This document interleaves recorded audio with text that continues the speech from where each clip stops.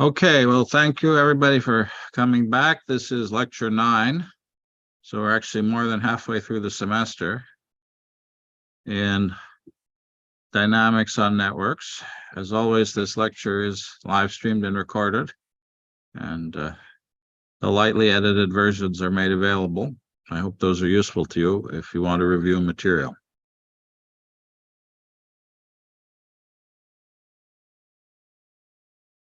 Today, we're going to go back over a couple of things that we covered pretty quickly in previous lectures, and then I want to dig in on the 2 examples that I had been promising you for several weeks now, which were actually homework problems. And then I think I would like to, depending on how far we get, I would like to start talking about stability analysis. I think the people this semester are a little bit more mathematical, perhaps, than some of the ones we've had, classes we've had in the past few years. And so I'm going to put back in a little bit more mathematics this year. And we'll see how that goes. It's not essential that people follow it, but it's helpful when you're trying to understand how these things work. As always, we have that Google Doc. If people use it, that would be great. Please let us know what's confusing to you. You can also, of course, email me or talk to me about that. So last time we did some basic coding with antimony. We talked about antimony events. Antimony events have a very simple syntax: at, logical, colon, thing to do. At time greater than 15, a equals a plus 15. At x greater than 5, x equals x divided by 2. You can change parameters or variables. You can change multiple parameters or variables with one event. You can name events if you want to. If you name events, you have to make sure that they all have separate names. Events trigger once and only once when the logical goes from false to true. So if you say at time greater than 15, that will occur once. If you say at x greater than 6, that will occur whenever x goes from less than 6 to greater than 6. There is a bug in Tellurium, which is that if 2 events modifying the same variable occur at the same time, only one of them will execute, and that will be randomly chosen. And so you want to be a little bit careful if you have multiple events acting on the same thing. If I say a equals a plus 15 and a equals a minus 15, and they both trigger at the same time, only one of those 2 things will happen. That's not a common problem, but it can be a hard one to catch if you're not aware of it. We also talked about the 2 kinds of equality that we have in antimony. The regular equal sign, which allows us to define functional relationships, but those which are only evaluated at parse time, and which then can be overwritten with Python and the Tellurium API, or colon equals, which is reevaluated at every time step. And so if I wrote K1 equals 0.2 plus sine of time, that's always going to be equal to 0.2 if time is 0 to begin with, because it'll take the value of time at the beginning, it'll evaluate it, and it'll never update it. If I said K1 colon equals 0.2 times sine of time, that'll do what I want it to do, which is that it will update continuously. And this is important if I want to be able to do scaling of parameters, for example, from outside my model definition. If I set K1 equals 3 times scale, K2 equals 5 times scale, K3 equals 10 times scale, and I change the value of scale outside in Python, the values of K1, K2, and K3 will not update. If I put them with colon equal, then they'll update. William. A string up there. I know this is not related, but you have model constant decay parentheses. So if you see what is that? Are you labeling that? So I William asks, why do I have in the particular model text that I have here declared on the right as an example, why do I have the model named and why does it have parentheses in it? It has parentheses in it because it's treated as a function definition. Okay. And I'm allowed to give multiple function names inside of a single antimony string if I want to. But what? So can you? I mean, it's not like you can you call it like it's not. So yes, antimony allows me to do inserts, calls, and a whole variety of function definitions if I want to. I have not covered those. If you go to the antimony online references, it'll explain how to do that. If you're building very complex models, the ability to define modular subcomponents is extremely useful. But for the models that we typically do in this class, they're pretty simple, and so we don't need that modularity. And so it's useful. They're useful functions if you're doing complex things. Another thing that I would love to cover, but we don't really have time to cover in this class, is annotation. If you want to publish models, and I have to say most people don't do this when they publish models, but if you want to publish models in a reproducible way, that means that other people can understand them, you should annotate the models. And of course, we're used to comments. This here in the right, we have a comment, reactions, species initializations, parameter initialization, a comment, K1 is linearly increasing. These are normal comments. But especially if we're dealing with biological species, for example, gene regulatory networks or signaling networks, we might have molecular species that actually have a meaning. We might have the concentration of ATP. We might have the concentration of vascular endothelial growth factor A.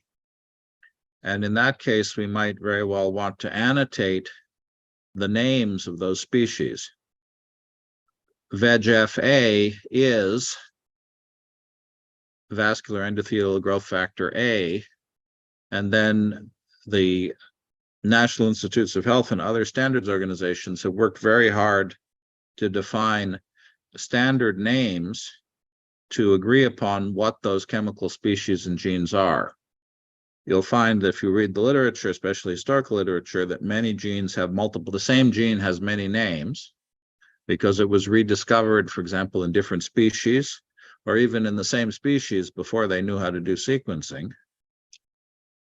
And therefore, there's a lot of ambiguity about what the gene means. And so there are reference ontologies, especially through the repository called Bioportals. And in some years, I've taken a class and shown people how to use Bioportals to annotate. You can get then a unique identifier, which will say, this species A is precisely VEGF-A157, which is mesh entry such and such, such and such, and such and such. And somebody's found this when they downloaded, I think maybe it was William, when they downloaded code from Biomodels repository. And there were a bunch of funny looking annotations with strange names at the end of it. And it said something like, species A is something, some species B is something. That's a way then of telling whoever is using that code the precise meaning of what you're trying to do. Okay, so that has no functionality. So it's semantic annotation. So it's not functional in terms of the execution of the code, okay. But if I were going to put the code into some kind of automated text analysis system, it's very useful. Yeah, but it has several problems. Elmer says it has many problems. I don't. Because there are only genes that are annotated and proteins, there are no gene complexes. And when you talk with, for example, biologists, they will always call a gene per2 and never ERBB2. So I've worked a lot with wet lab scientists together, and they don't stick to this notation and it's not used. They come up with their own names that they give. So I think it's just not, it's not really working out. So Elmer says that biologists are not consistent in using this notation, and it doesn't really work very well. And so all I can say is that you could have a choice. You could either try to use the standard annotations, or you could make the problem worse. But I won't say that most people in the world use the standard annotations. I will say that modern genomics would not exist without GO, the gene ontology. And the whole bioinformatics is completely dependent on the existence of a standard for the naming of genes. Now, the gene ontology also has things like processes, which are not as well developed or as organized. But if you want to say cell division, cell growth, cell cycle, cell apoptosis, those concepts do exist in the gene ontology. And there are many medical concepts like cancer or ductile carcinoma in situ that exist in various specialized ontologies. We'll find that if you want to annotate physics concepts and mathematics concepts, there's actually much less. And so if we go into spatial modeling, which we will next semester, a lot of things that you might want to have aren't there. There are no standards for how to describe them.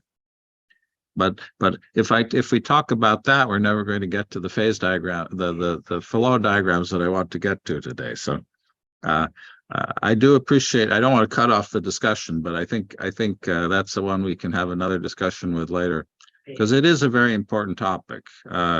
Again, it's not an important topic really at this level. On the other hand, learning best practice in this area early means it's easier to follow it. So, okay. We also talked about how to define ordinary differential equations, first order ordinary differential equations. dk by dt equals 3k1, for example.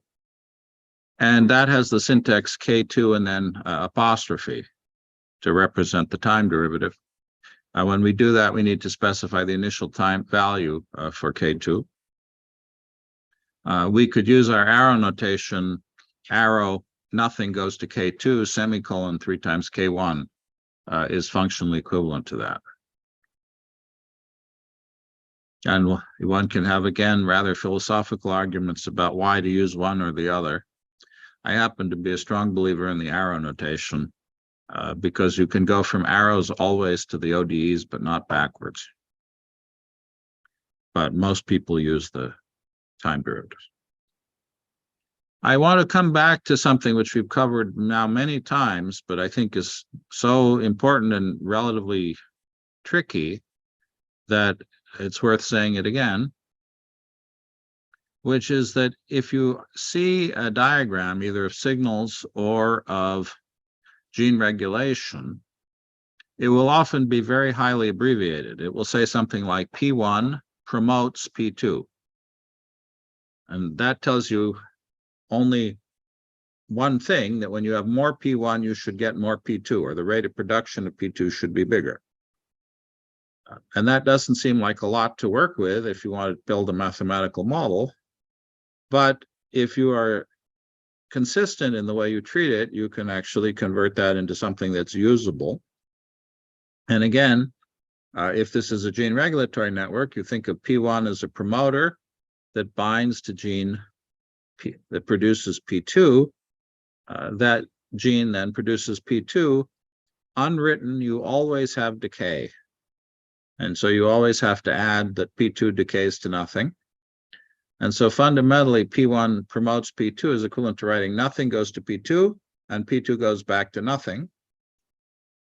And we will typically assume a Hill function for the production of P2, and we'll assume first order decay for P2. Sometimes people will use a Michaelis-Menten decay term instead of first order decay. When we look at that Hill function, we want an increasing Hill function because we want more P2 when we have more P1. with genes, genes are leaky, so they tend to transcribe at a low basal rate. Here, B1, even when there is no P1, although you can set B1 to 0 to start with. Usually good to start with at 0. And then you have a maximum rate VM1, P1 to the n over K1 to the n plus P1 to the n, where K is the Hill coefficient or the half maximal concentration. And n is the Hill exponent, which says how steep the switch is in the response. And I wanted to talk a little bit about something that I flashed on the screen, but didn't really talk about in detail, and I think it's important. And this came up not here, but in a talk I heard given the other day. And I think it reminded me that it's important to go over this.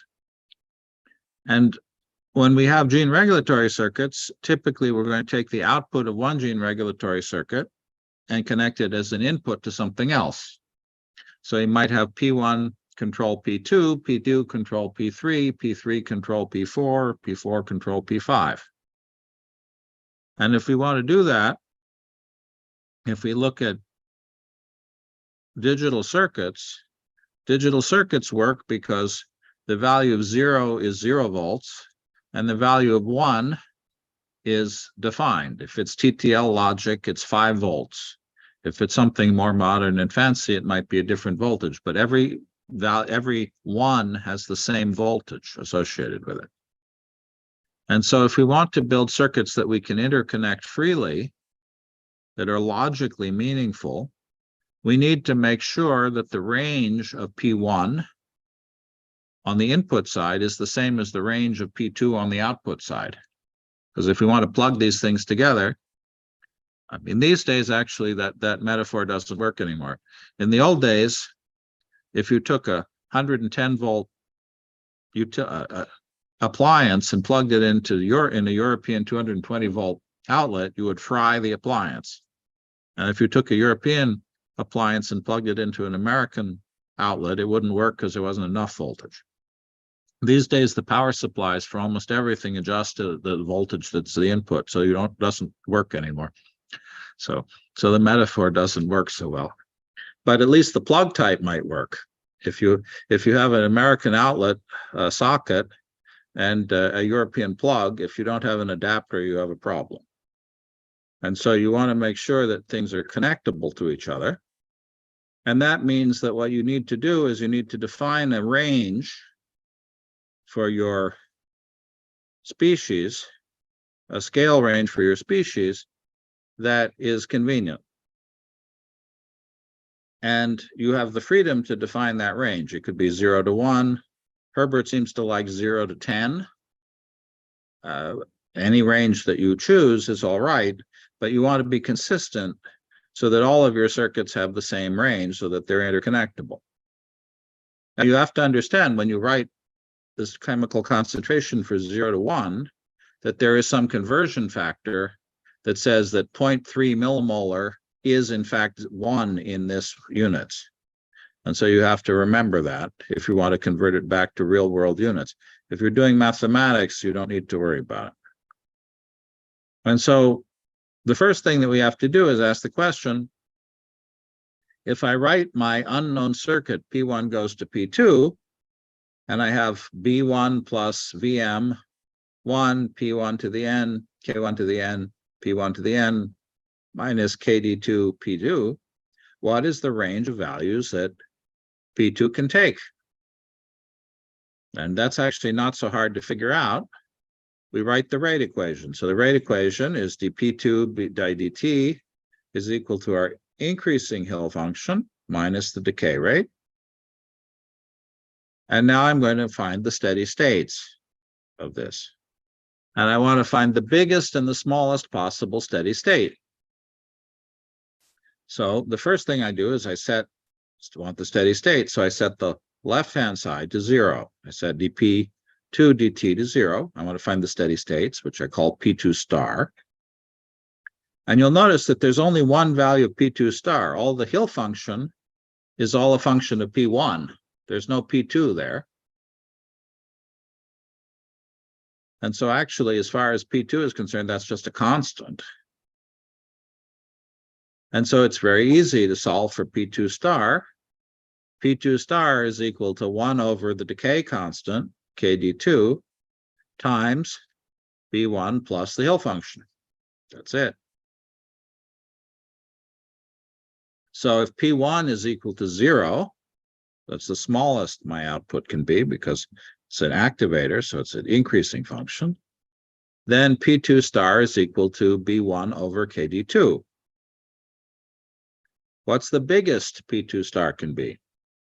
Well, if P1 is very big compared to K1, then P1 to the n over K1 to the n plus P1 to the n is just 1.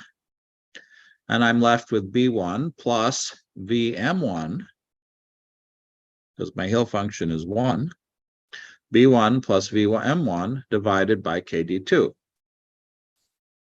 So even without knowing anything about my system, I can evaluate what the range of possible values of P2 star are. P2 star goes between B1 over KD2 to B1 plus Vm1 over KD2. If there were no Basel transcription, P2 star would go from 0 to Vm1 over KD2. Okay? Any questions about that? The increasing Hill function. That's an increasing Hill function. So if I make KD2 equal to B1 plus Vm1, then P2 is always going to be, P2 star is always going to be between 0 and 1. It's easier perhaps if I say that B1 is 0. If B1 is 0, then minimal P2 star is 0, and maximal P2 star is exactly 1. If I divide through by KD2.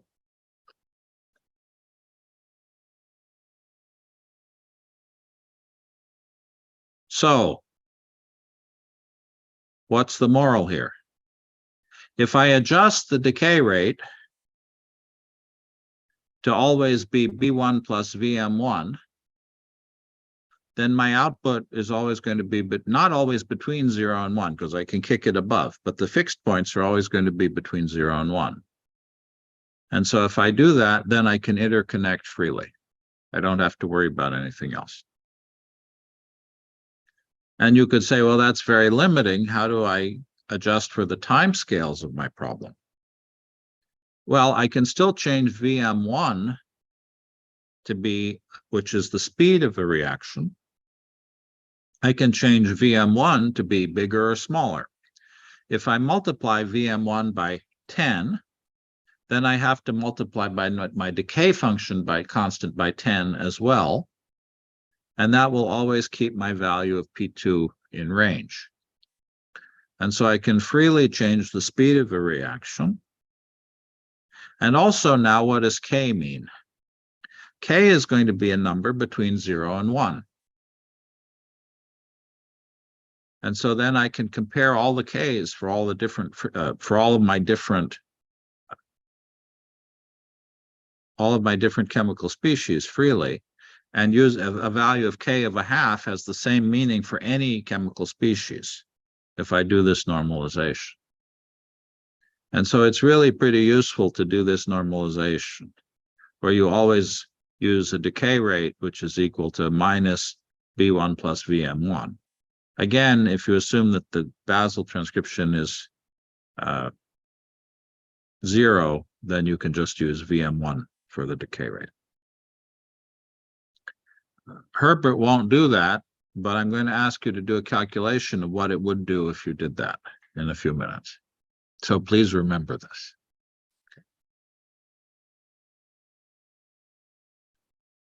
I mean, this is a lot of effort to say, if you want to scale things, multiply Vm1 by a constant, multiply the decay rate by the same constant, and things stay in the same scale. It's not that hard. Okay, let's come back to interacting signals for a bit. We talked about what that we have to make a decision about what to do when we have multiple signals coming into the same circuit.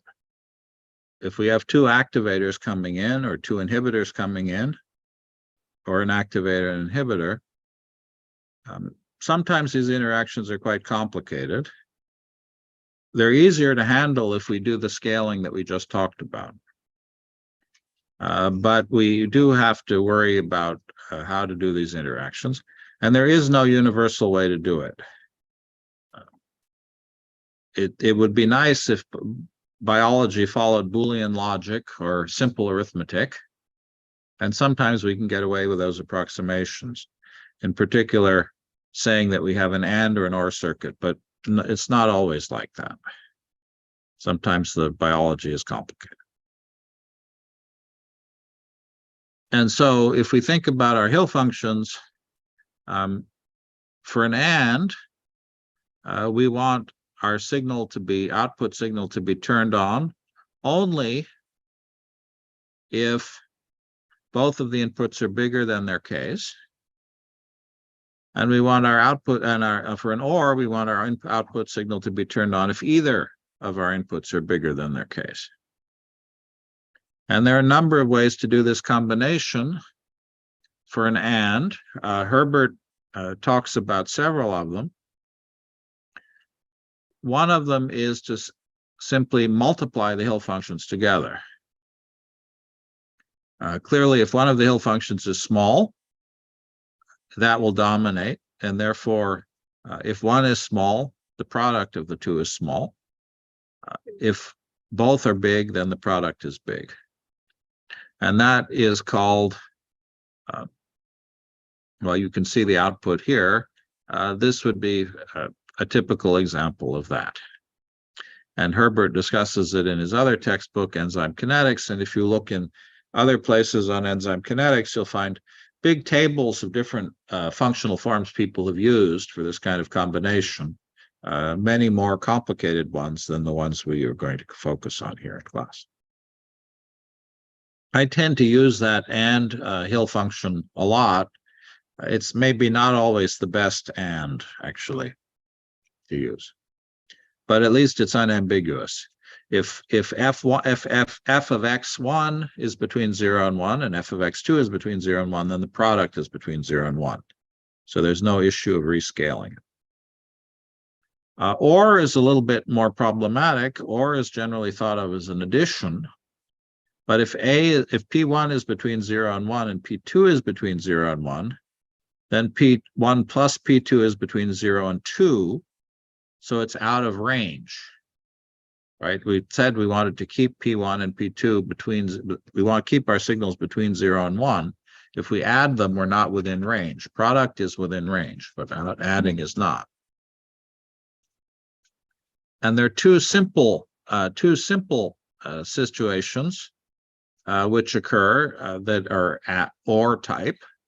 One is competitive binding, where we have a single activation site, and we have two chemicals, either one of which could bind to the site and turn things on.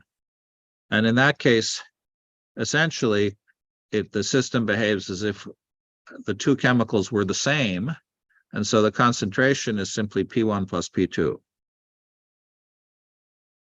In non-competitive binding, you have two independent sites, and so the system behaves as if the two signals were independent of each other.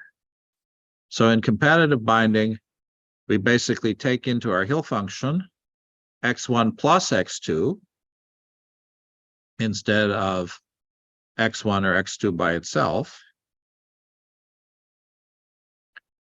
And we get something that looks like this, and we'll notice that we always have our sigmoid, but as we turn on x2, the sigmoid for x1 gets pushed to the left.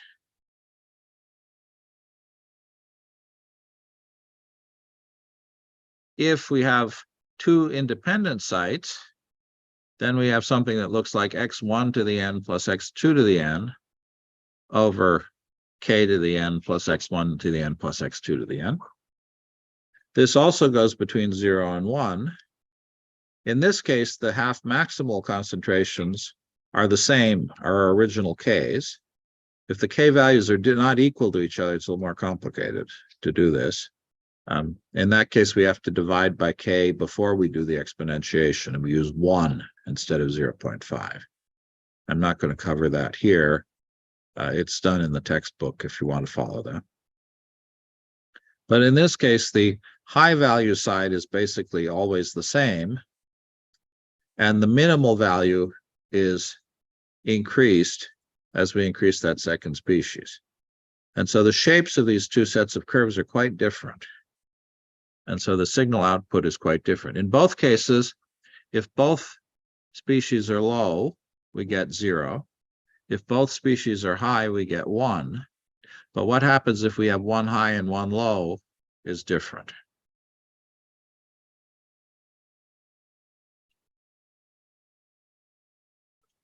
Coming back to this point that I just, Elmer. Can we not correct that when we have one high and one low, and then just push it back to 1?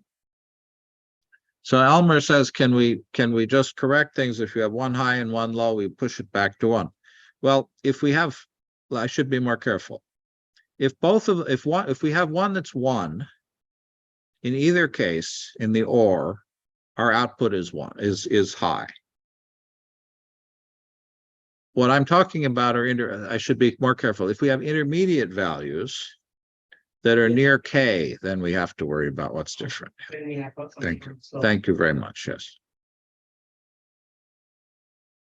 Yes. The 0, 0 corner and the high, high corner are the same for both situations. The intermediate shapes are quite different. Thank you for correcting me. If we have different values of k for P1 and P2 coming in, then we have to divide by k before we exponentiate. And so we would say x1 is equal to P1 over 2k1, x2 is equal to P2 over 2k2, and then we would plug in to do our combinations. So we have to do our scaling before we do our exponentiation. Again, the goal is to make everything compatible so things go between 0 and 1. Something that we did not talk about last time, and that we need today, we started on it last week, but we want to come back to it, is what do we do when we combine activation and inhibition? Now, inhibition is a decreasing Hill function. Activation is an increasing Hill function. If we use the product form of and normally when we do inhibitors and activators together, we assume and-like behavior. That is, that the inhibitor dominates the activator.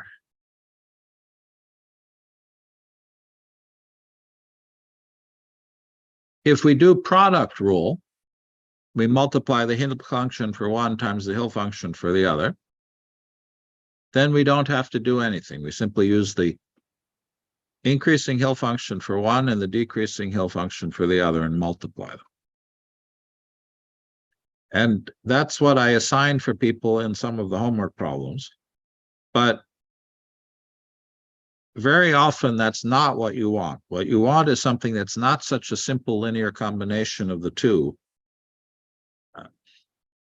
What Herbert uses a lot and what works better in many cases is something that looks like the following: x1 to the n divided by 0.5 to the n plus x1 to the n plus x2 to the n.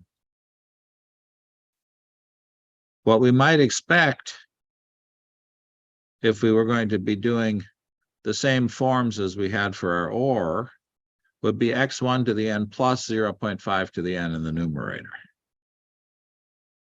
And we don't have that extra term.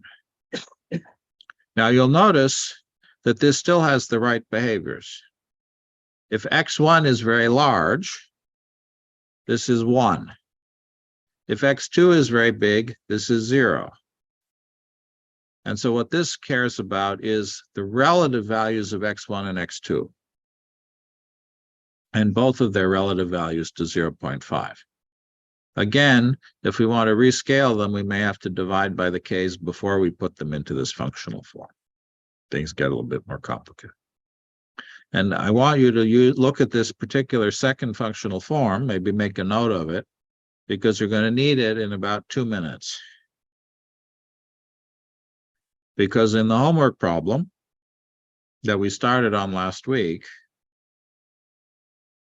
we use that functional form. That's what Herbert uses, that functional form.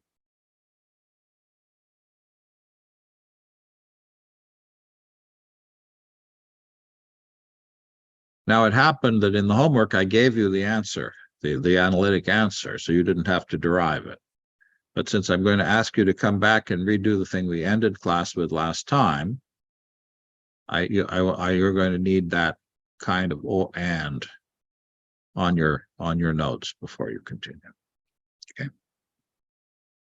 All right. So we have a first assignment, and I would like people to write a little bit of antimony code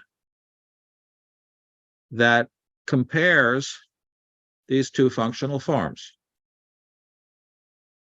So suppose we have P1 coming in and P2 coming in, and we have P3 coming out. And we have two ways of combining these signals. Remember that P1 divided by 2 times K1 is X1. P2 divided by 2 times K2 is X2. So now I'd like you to plot G of X1 when X1 goes between 0 and 2, for example, for different values of X2. You could pick X2 0, 0.1, 0.2, 0.3, 0.4, 0.5, 0.6, 0.7, 0.8, 0.9, up to 2. Okay? And I'd like you to do that for these two different functional forms. And then I'd like somebody to come back and screen share to me what they get and show me how they're the same or different. And if somebody gets that done in a big hurry, you can figure out how to plot that as a 3D surface instead of a series of 2D cuts. Okay? So if somebody wants to look up in matplotlib how to do that, it's not that hard to do it. You have to assemble your array from your outputs a little bit differently. There are quite a few ways you could do this, and to be honest, you don't need to use antimony at all. You can just do it in Python. It may be easier just to do it in Python. And if people have done even the stretch exercise and still want to find something more challenging, you can go online and search for numerical ways of combining activators and inhibitors, and you'll find other functional forms besides the two that are here, and you could try those out too. And come back and tell us what you found. I guess I had shown some examples of the plot we were trying to do. I should perhaps have put one on the slide itself. So the kind of plot you're trying to do is like the one here on this slide, where here I have the output of my circuit as a function of X1, and then I've evaluated it for different values of X2. Okay, so that's what you're trying to generate. What does that look like for the circuit that we wrote down? Now it happens that if you wanted to be how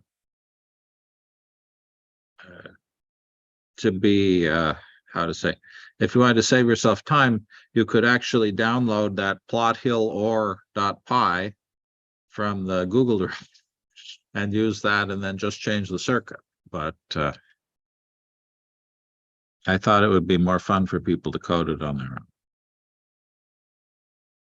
Pedro, do you want to screen share at this point? Okay. Yeah, the only problem, this is the 3D surface of the plot we are trying to do. The only problem, obviously, is that I cannot rotate it. However, I'm running it and it's still running, I think. Yeah, it's still running. The animation, which rotates the graph in all three possible angles. So this is Z2. Let me just check. Yeah, so Z2 is the second option, which is X over X plus Y.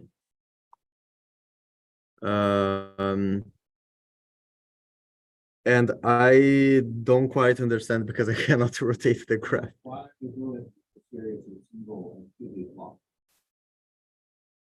Why I didn't? Okay, sure. Yeah, this one's Really easy to see it if you do it.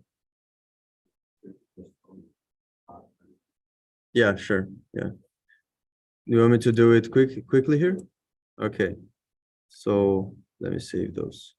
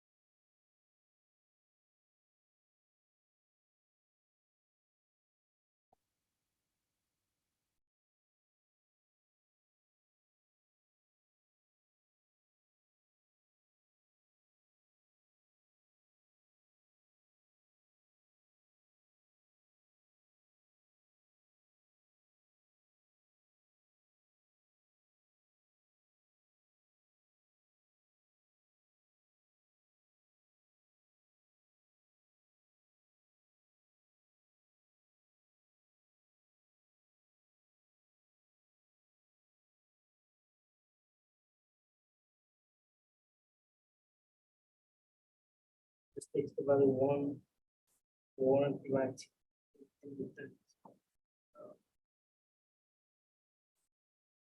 It's like a range, if you do a number of points rather than.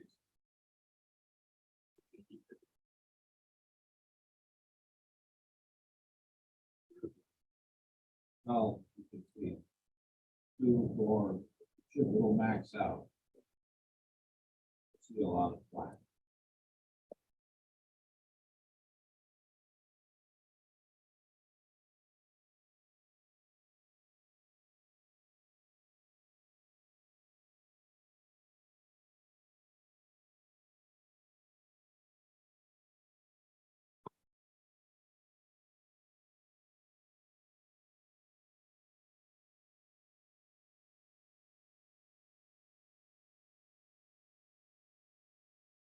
Mm,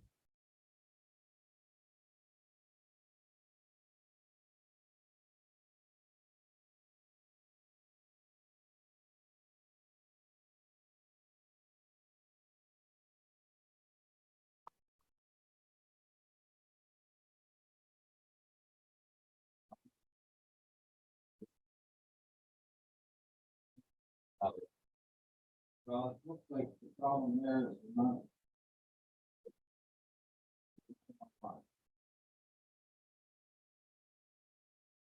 Everybody is trying too hard.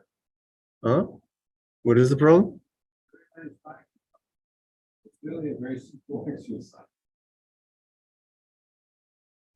How about Alex or Ibrahim? Do you have it?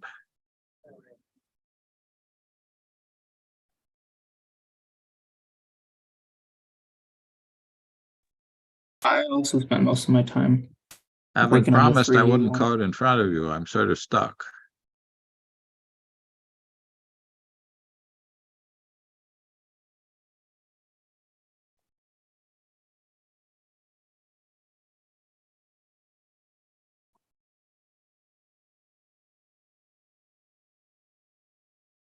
I mean, I have like the 3D graph in the kind of the same place that Pedro has it. I can show it again, but it's not really anything new.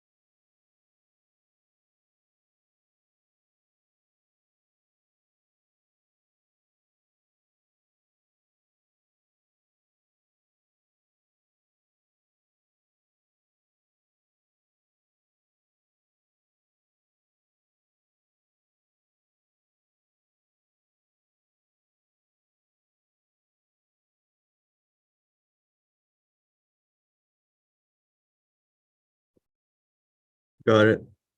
Finally.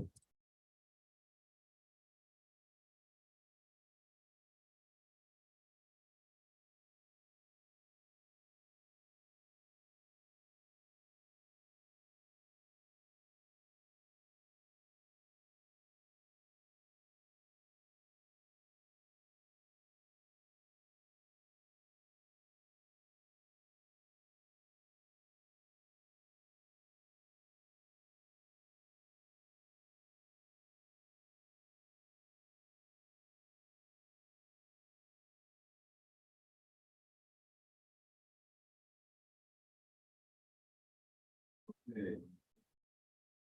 Mm-hmm.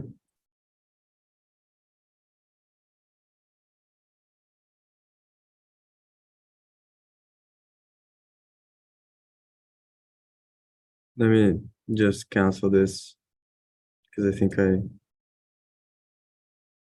I ordered too much points, too many points.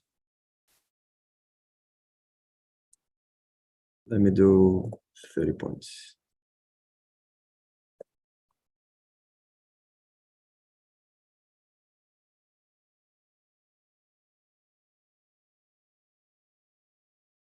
Yeah, so I'm doing scattering like William was doing.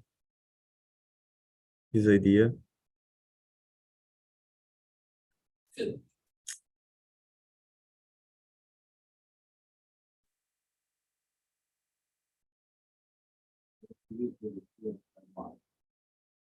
Yeah,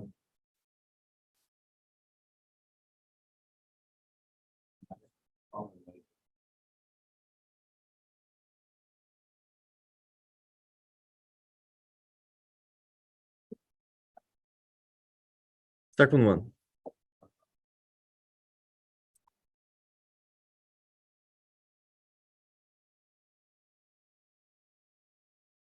Sorry, this one was the first one.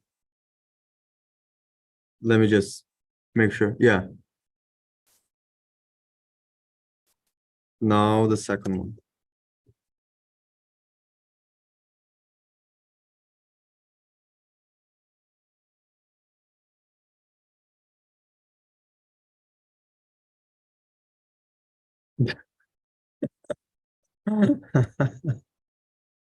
You really need to do what I.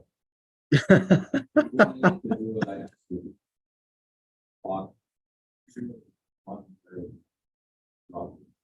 Yeah, I'll do it. Wow.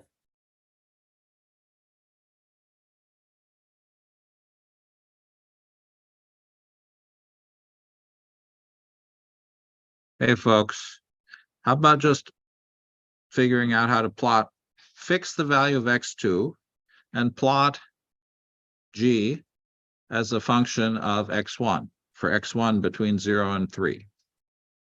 Just plot one line. Okay? Can people do that? This is what I had. Okay, so it's not doing what you think it's doing quite. It's not to do that. I don't see a sigmoid.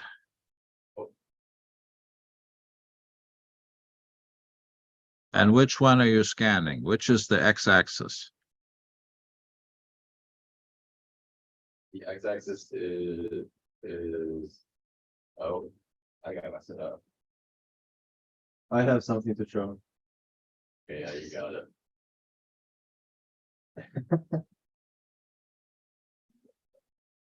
As I say, I put the code in the chat if people want it. Okay, hey guys. Okay, that'll work. Fine. So you're not using Python, but that's fine. So.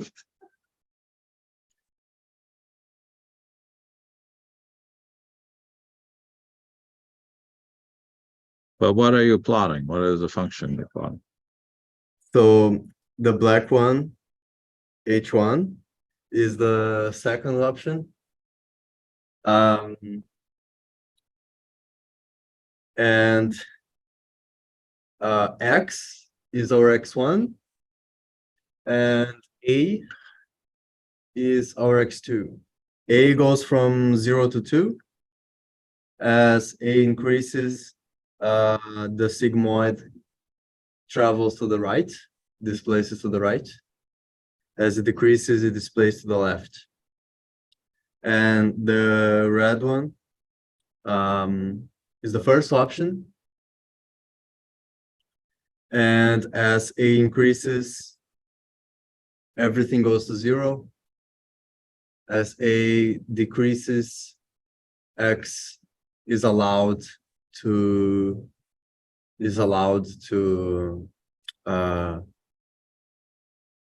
promote the reaction. Yeah, so the first case, the inhibition is stronger. In the second case, in the second case, the inhibition only increases the requirement for species X.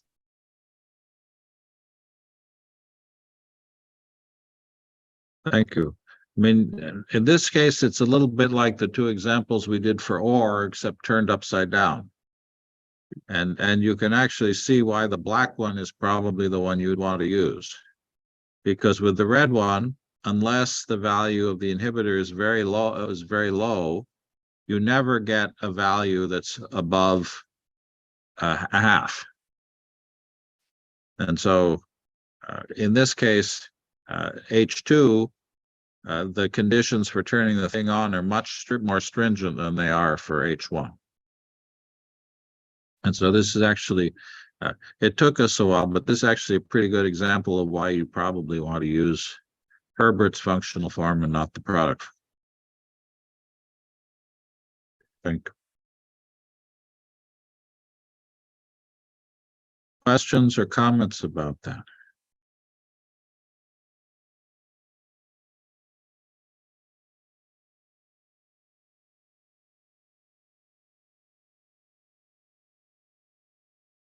Okay, thank you.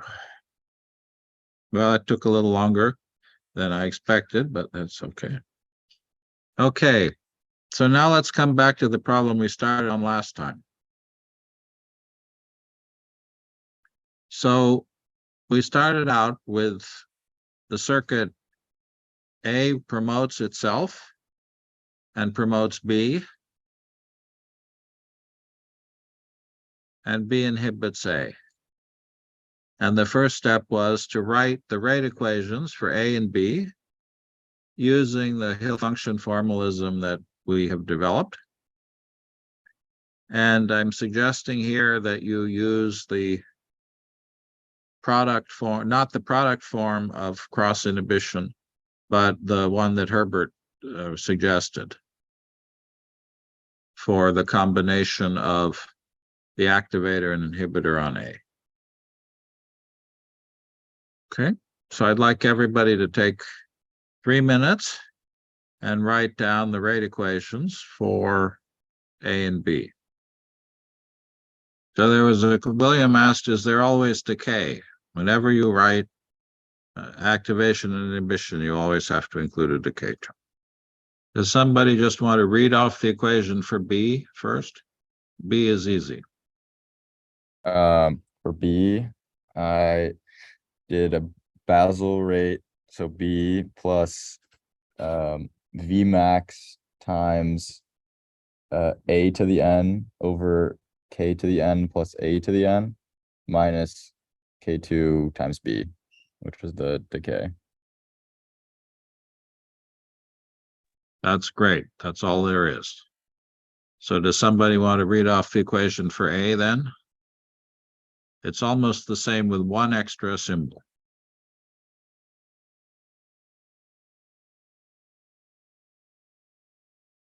Okay, William, go ahead.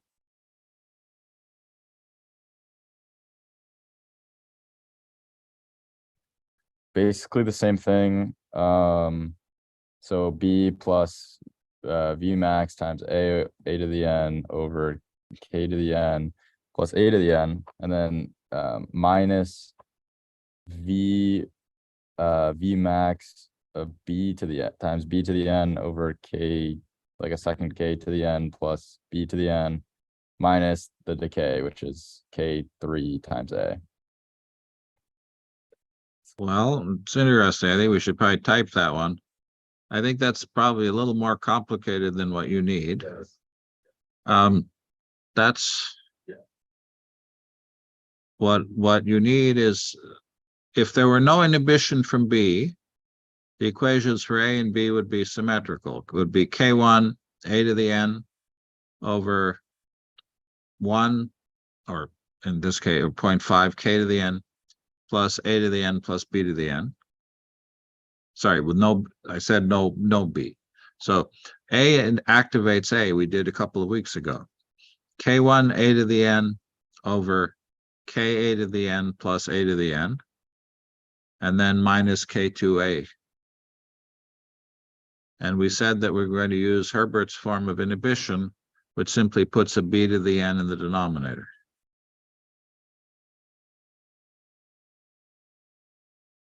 And Williams came up with a perfectly good form for the B equation. Okay. So now I would like people to write an Antimony code that plots A and B as a function of time for these rate equations. Use the parameter values that Herbert specifies.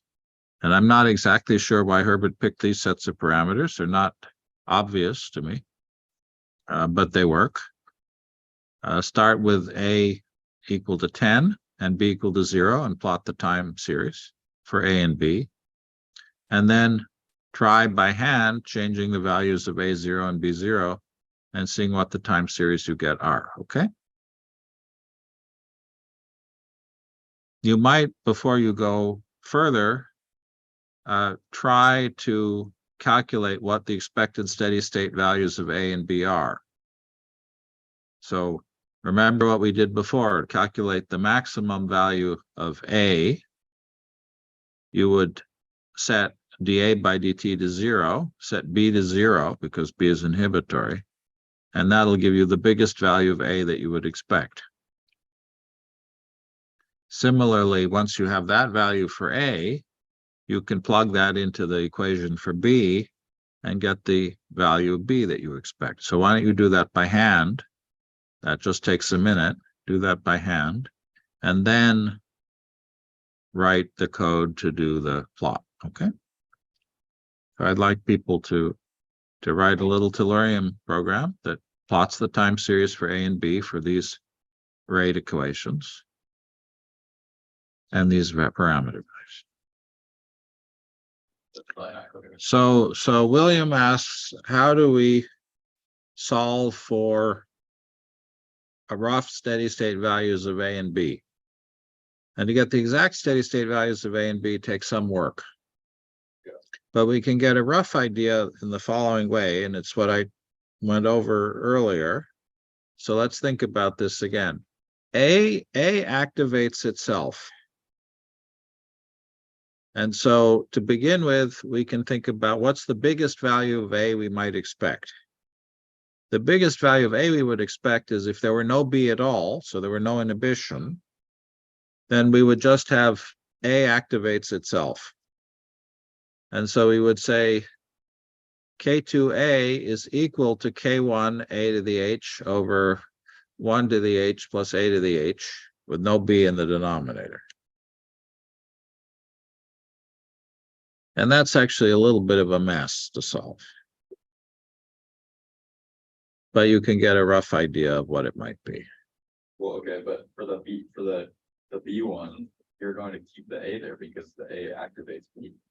Right. So William points out that we can't estimate the steady state of B until we know what A could be. But in fact, you can do it, because what's the biggest possible value of B? The biggest possible value of B would be when A is very big. So if A were very big, K4 A to the H over 1 to the H plus A to the H would just be K4. So in this case, the biggest value of B would be K4 over K3.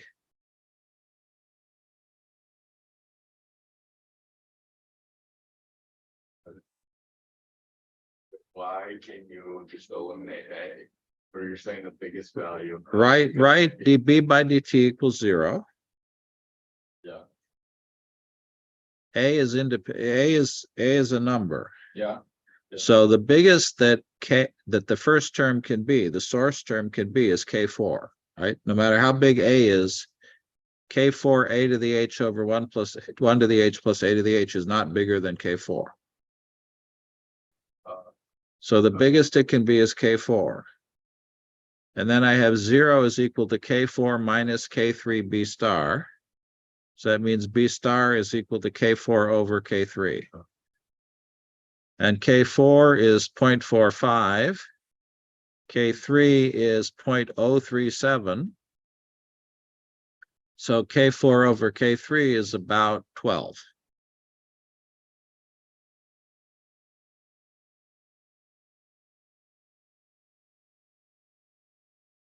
So at least you can get a rough estimate for B.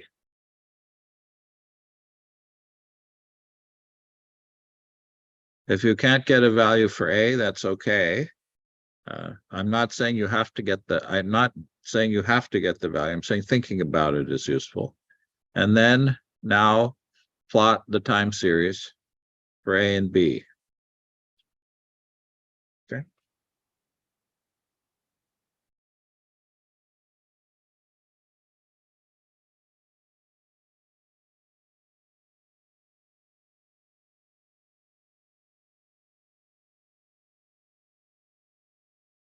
And this is no different from what we do all the time, which is we write a simple,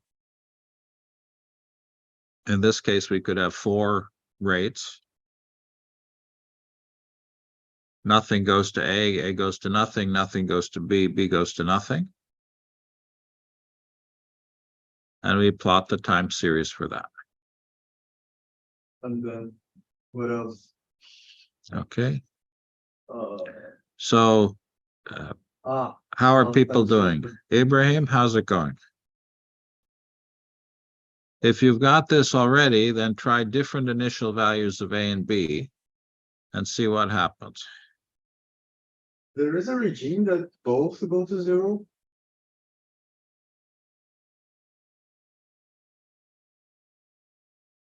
So let's wait until somebody has. Does somebody want to show their results? I said I'd call on Ibrahim, but if you don't want to do it yet, we can have somebody else try. I can show now. Okay, great. Go ahead. Okay.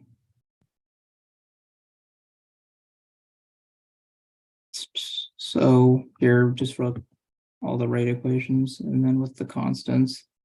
And then here we're just trying out different initial concentrations of A. And then we're plotting. And then here we're also doing different concentrations of A, but then we're plotting B instead. Okay. So here's the A plot. Then here's the B plot for different A's.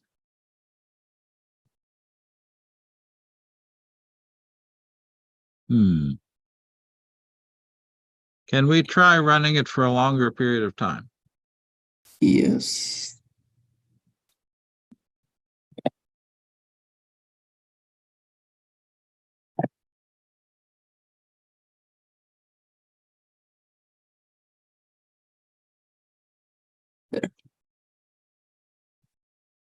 Okay.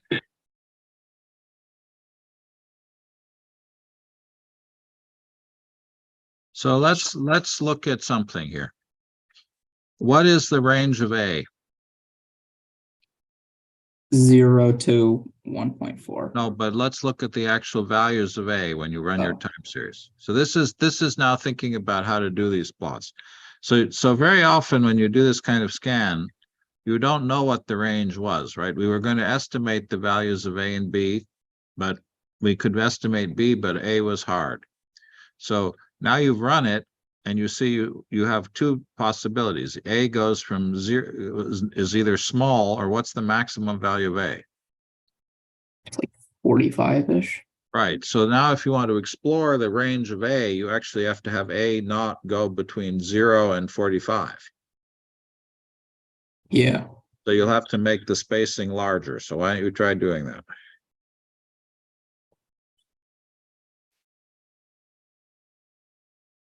So you could make it 0 to 45 and then have the Yeah. spacing of 1.0, for example.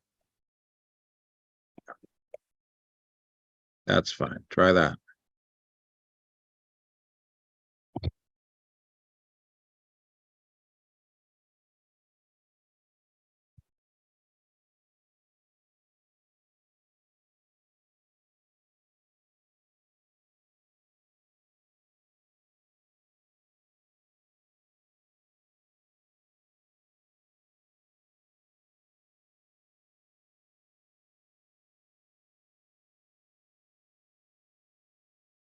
There's a lot more Well, data so points. maybe you want to make the spacing a bit bigger then. Maybe not every Yeah.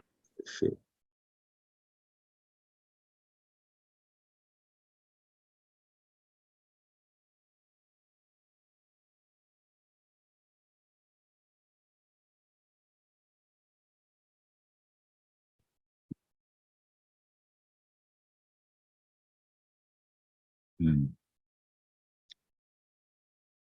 That wasn't quite what I was expecting. Why don't we try an initial value B of 10?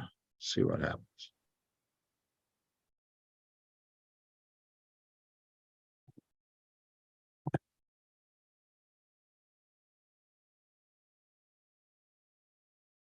Okay, there we go. It's a little better. Okay. Did anybody else get something similar? I noticed that when B is decently higher than A goes to 0. Yeah, you can definitely get. So Pedro says that do you want to show what you got, Pedro? I explored manually. That's okay too. Let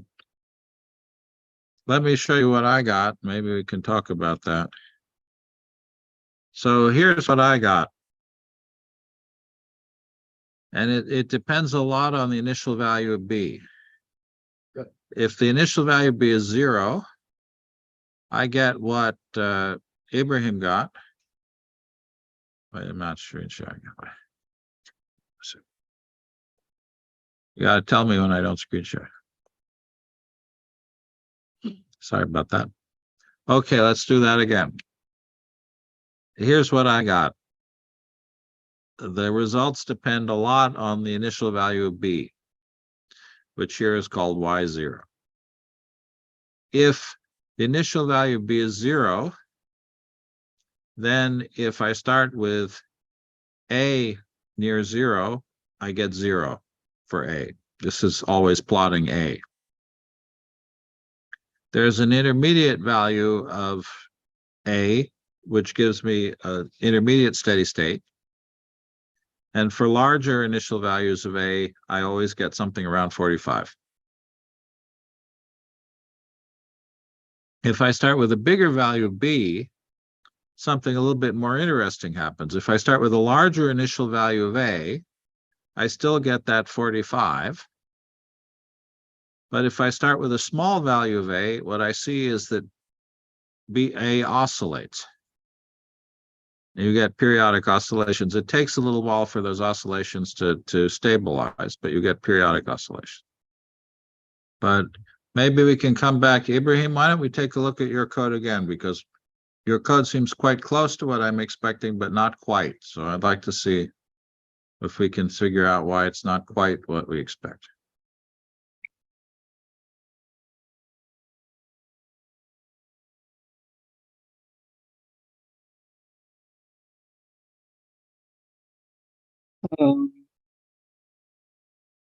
Let's look at the B one for a second. So B, the oscillations seem to die out.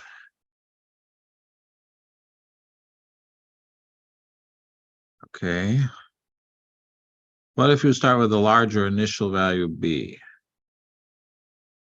I can probably just remove this part of the code, right? Of just resetting it every instance, it should stay to this, right? Yes.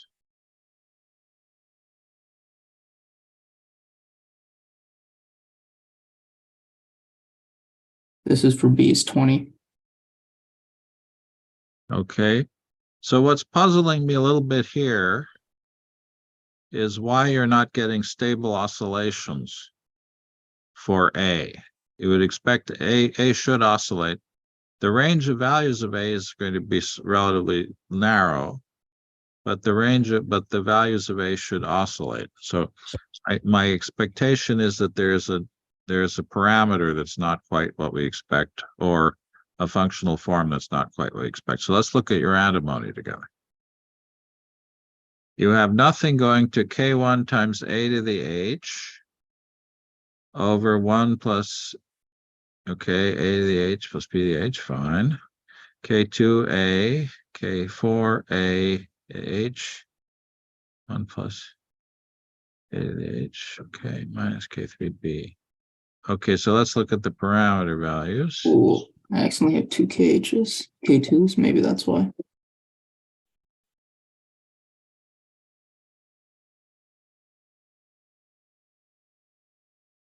K2 is, let's just look at our parameters. K1 is 0.45, K2 is 0.01, K3 is 0.037, K4 is 0.45. H is 5 in this one, not 4. Oh, okay. There we go. Okay. So this is actually something that is of some matters in the world a little bit, which is that usually the exact value of the exponent in the Hill function doesn't matter a lot. Occasionally it does. This is a case where it does. Okay. Yeah, it does. If I put a 10, power 10. Yeah. Doesn't work. Doesn't work? Doesn't work. Hmm. I don't get oscillations. I thought it was like above 5 it worked, but not. Yeah, no, Yeah. that kills it. Try 6.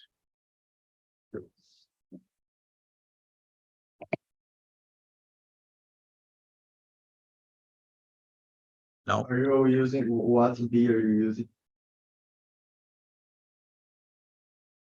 6 don't work. Doesn't work. Yeah, in this code, there's no Basel transcription rate. Yeah, so it really is 5. It's tuned for 5. Yeah. Can I share my screen?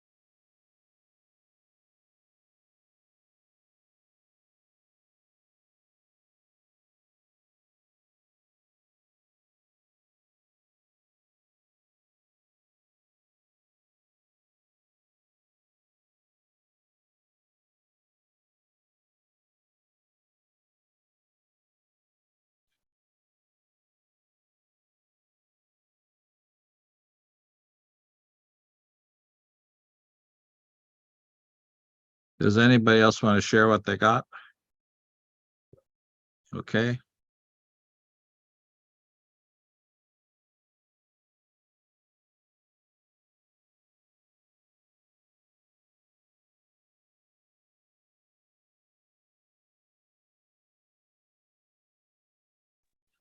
So I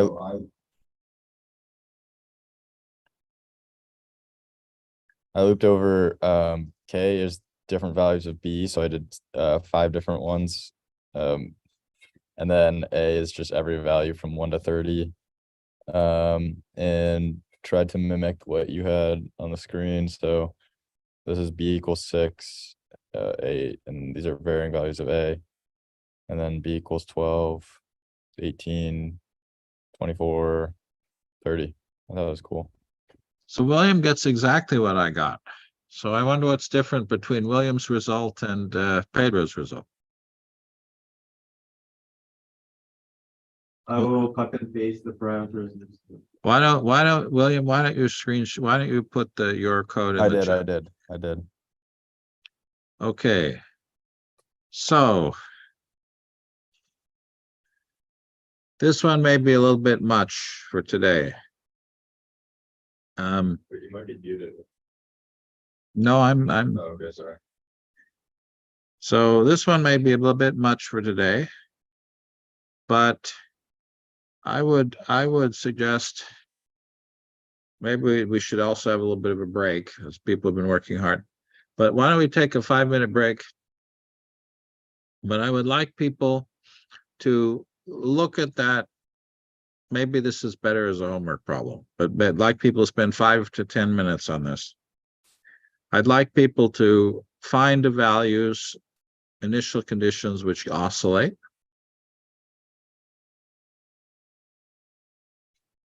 And I would like you to figure out how to plot the frequency and amplitude of the oscillations, to calculate the frequency and amplitude of the oscillations. And this is a place where maybe you want to go to ChatGPT to figure out how to do it.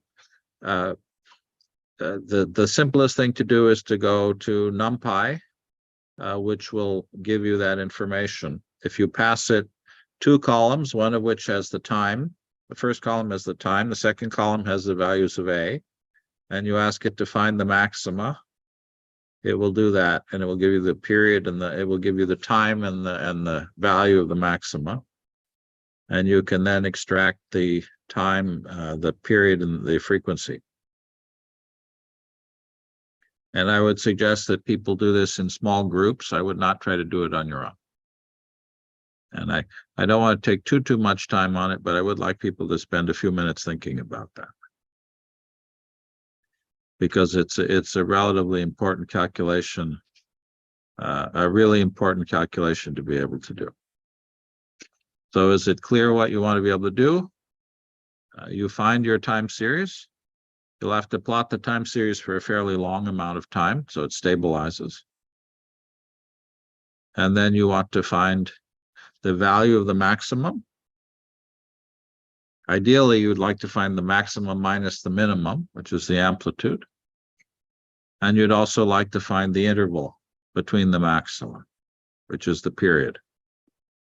I said frequency, so 1 over the period. And you can do that by hand. You can write a little loop that finds the maxima, if you like, or you can use NumPy functions, which will do that for you. And I will create, do people who are online want to have a breakout room so you can work together on that? Or how would it be best? This is a case where it's easier if everybody is either online or everybody is in person. It's a little harder to have people work together in a split format.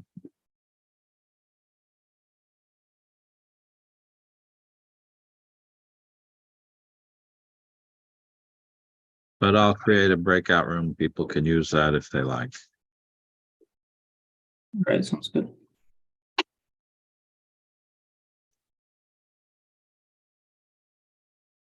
I guess the one thing that's going to be a little awkward is if we have multiple people in the room who are unmuted, you may get a little bit of feedback. Shouldn't be too bad. Okay.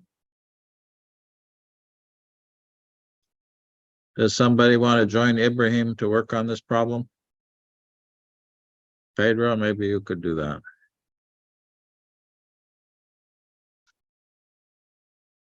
Right now? Yeah, Okay, comes back. and then Elmer, why don't you, William and Alex try to solve this problem together?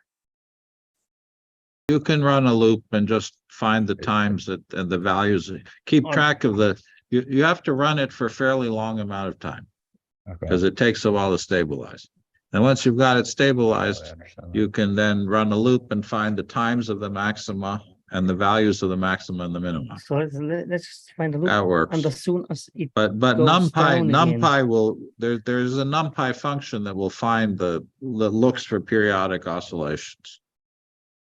Maybe SciPy rather than NumPy, but anyway, there is a built-in function that does that, but it may be easier, it may be faster to do it by hand than it is to look for it.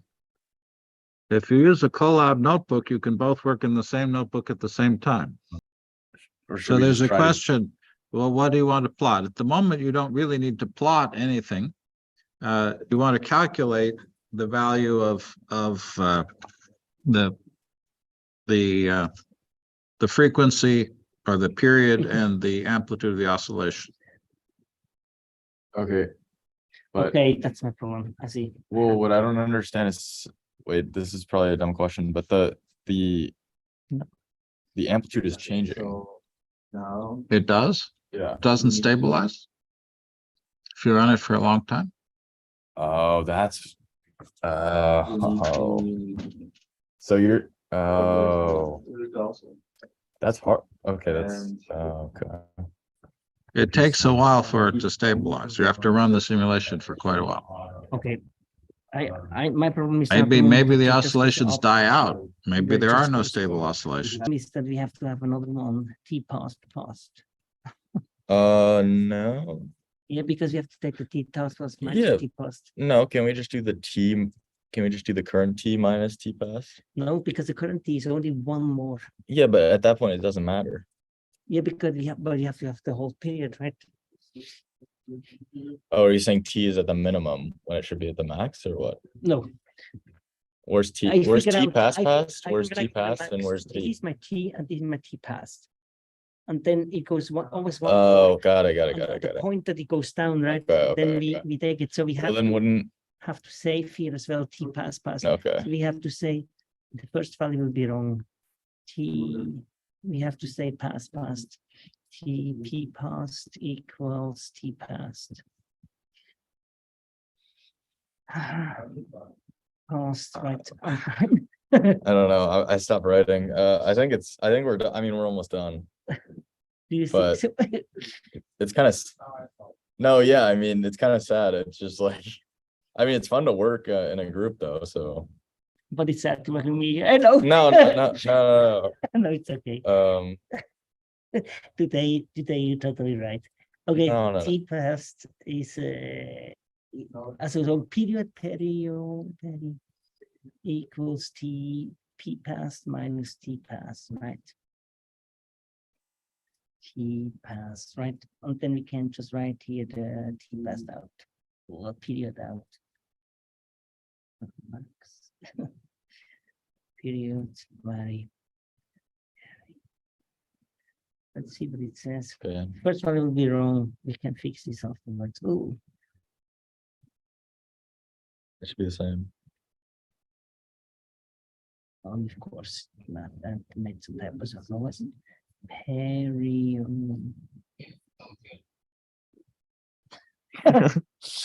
ChatGPT got it right first time. How should we plot one single point? Because we have a period, one period, one amplitude, if it's stabilized. Right, so So it's just you're just it's- calculating a period and an amplitude. with that we have. Okay, and now in the next step, you're going to scan A and B or? A and B and see how they change. You're going to Okay. scan K1 and K2 and see how they change. Okay. Okay. Okay. Uh, I'm delighted. I mean, we're gonna run out of time. I'm delighted that people dug into this. Sorry. I really do recommend, if you don't remember your NumPy or Python, I really do recommend trying ChatGPT, which gives you the answer in 10 seconds. Yeah, yeah. So Yeah, we you're right. scanned, Use ChatGPT. Yeah. we No, scanned it's easy. A and plotted the frequencies as a function of A. So the condition for us to accept the frequency as meaningful was that amplitude should be above a certain value, and we should see at least 5 peaks. This is arbitrary, but it makes sense. So it quite does not depend on the value of A, which is interesting. And so we are left to scan the other parameters you were suggesting on the slides. So you've established something that's important, which is that if you have oscillations, the oscillation period is independent of the initial condition. That's a pretty fundamental result. What about the amplitude of the oscillation? Yeah, that's simple to plot. Let me just change a few things here. Y2P, and that's it. That's enough. Should be enough. Same. So the amplitude is also independent of the Sorry? initial value of A. So now why don't you try scanning? Again, you'll have to multiply K1 and K2 simultaneously by a constant. Okay. And so that means you'll have to use that colon equals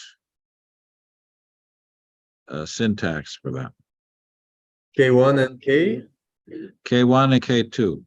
K1 and K2. So K2 is K2 will be K1 divided by 45? No.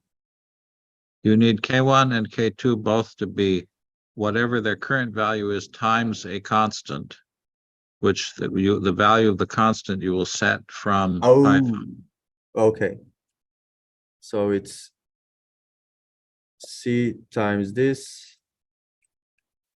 C times this, and this is Start with C equals 1. C equals 1. And then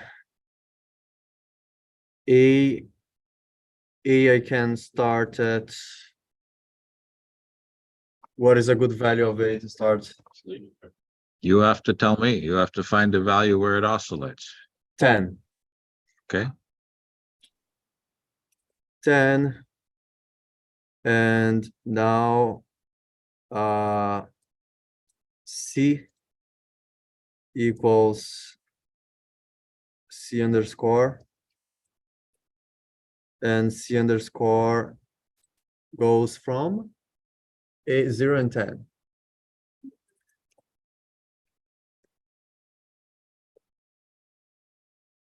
I hope this is enough.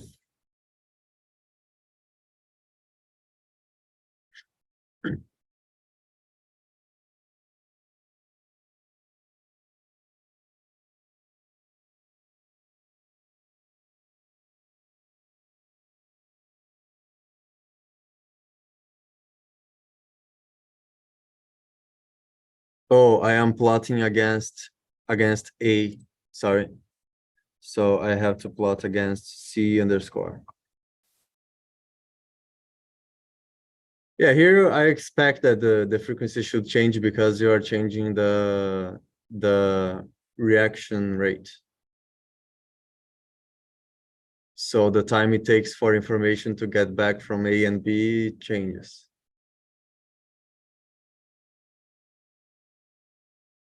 Interesting. Well, so Let's- you see, for a lot of it, it doesn't oscillate. So now you have to zoom in on the region where it oscillates. From 0 and 2. And let's do 0.5. Why not? Invalid value. Mean of empty. Weird. Okay.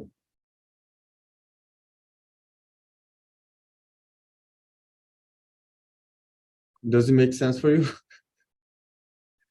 It's weird for me. What are you plotting? I am plotting The period or the frequency? amplitude against C. Okay, why don't you plot frequency or period against C2?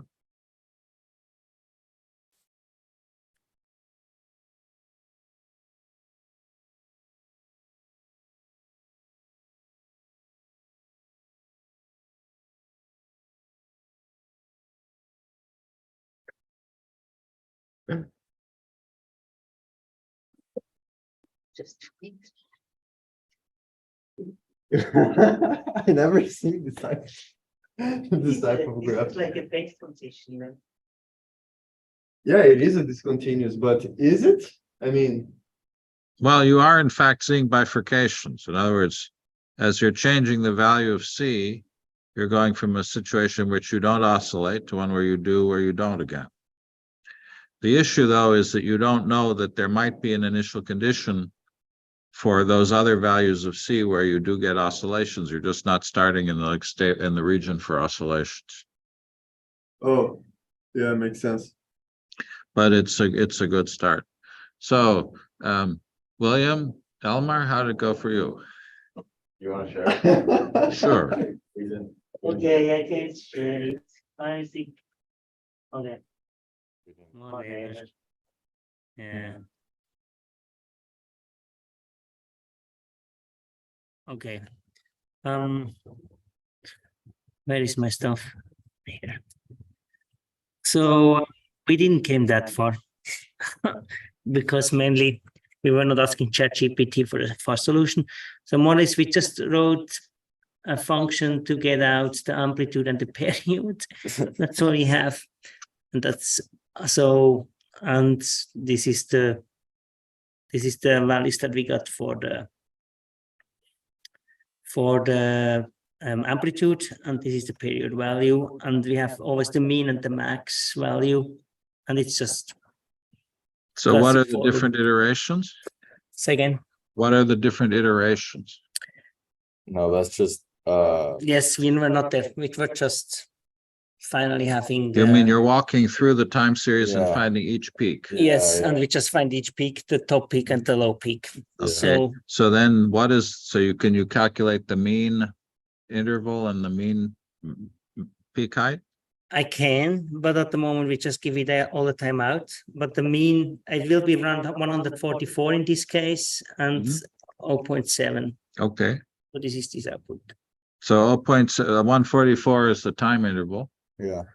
and Yes. 0.7 is the It's the amplitude. amplitude, and Okay. this is the plot that we had. Okay. It's- And now if you change the initial value of A, does it change the output? Does it change the period or the amplitude? When we change A, can we change this here in the plot? So when I say A from 2, right? So at the moment it's everything manual. Then That's okay, but just run it and see. it's 144 again for the time, but it's 0.7 for hour. Yeah, So it didn't change. it's the same. And why do you try A equals 5? Yeah, yeah. Say again, Make A bigger. A bigger. My A to 10. What? And I think it won't oscillate. No, it's still the same. Okay, good. That's All not- right, well, we're a little bit over time, And yeah. but that's I'm okay. glad. So you both groups got something that finds the periods and the amplitude. So why don't we come back to your result? Pedro, why don't you screen share your result for a second? Yes. Yes. Yeah, you're Or 2 or much further. or 4. I have to. After Someone has to. You have to on-screen share. Did Okay, I? I stop share screening. Okay, why don't we, Pedro, let's end with this. Why don't people try doing this as a homework problem? Yes. So why don't, since we haven't really had people handing in the homework, which we need, and I think Sorry. from today, we need a little more practice working with the code. Yeah. I think Yeah. I should have been maybe stricter about asking you to hand in homework assignments on time to practice. No. There were midterms. I'm sorry. Well, but Yeah. that's, so then next Then year, over. okay, do you want me to give you a test next week? No. You want a midterm next week? I can do that. We can have an in-class exam next week. I How's will that? do my homework. Okay. Okay, I mean, if you tell me that you'll only do the work if I give you a test, then I'll give you a test. This is precisely why I don't like tests, but if that's the only way to get people to do the work, it's what's going to happen. Yes, it was pressure. Okay, I have so to say. okay, good. So we can we'll have a test next week. I will do my homework. Instead of using the I do my test to homework. threaten people to study, use the test to threaten people to do the assignment. Yes, I do the So- homework. I don't want to have a test. I do the So- homework. So, well, but okay, guys. I prefer the second. So seriously, but what I would like people to do then is, first of all, what you see here in terms of the frequency and this is the period versus the value of C in this case. I'd like people to look a little bit more carefully at what's going on. And so one of the things that you can do is you can try different values of C. You could also change K4 and K3 instead of K1 and K2. Obviously, if you change K1, K2, K4, and K3 all by the same number, then you're just shifting everything in time. You're basically just changing your time scale. It doesn't do anything. So it only matters the relative values. So you really don't need to do them separately, but you should be able to see that. But the thing that you might want to check for in this case is whether the initial conditions which generate oscillations change as you change the value of C. In other words, you want to do your scan of A and your scan of C and see whether you get oscillations. So let's stop with that. Next week, the goal would be to try to do in-class coding again. We will have, I had asked people to suggest something to do, or project to do, but nobody sent me any lists. So we will assign one. We will send one out. And